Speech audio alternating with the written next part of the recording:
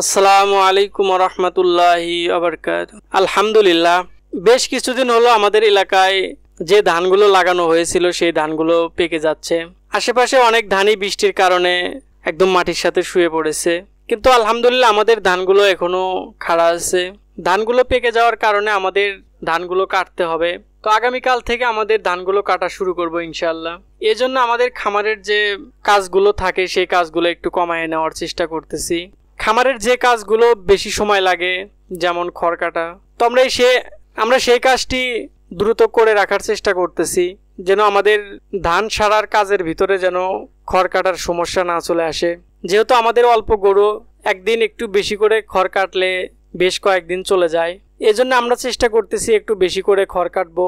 আসলে এক কাজের মধ্যে আর এক কাজ চলে আসলে একটু বিরক্ত মনে হয়, এজন্য আমরা একটু বেশি করে খড়গুলো কেটে রাখছি। আমাদের এলাকার মানুষের বছরে 2 বার প্রচুর কষ্ট করতে হয়, যেহেতু আমাদের এলাকায় 2 খন্দে আবাদ হয়। ধানের বাইরে অন্য কোনো আবাদ খুব বেশি হয় না।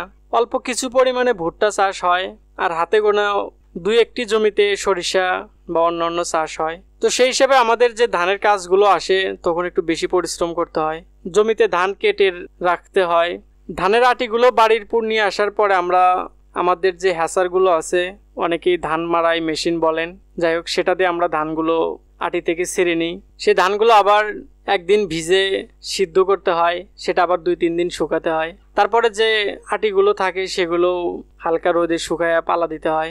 এজন্য আমাদের পরিশ্রমটা একটু বেশি হয়। তো আমাদের খ্যার কাটার মাঝখানে আমাদের মেশিনটা একটু সমস্যা হয়ে যায়।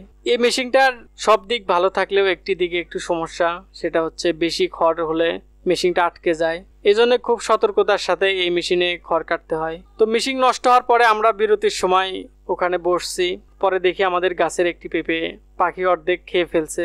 তারপরে পেঁপেটি পেরে নিয়ে আসি আমরা।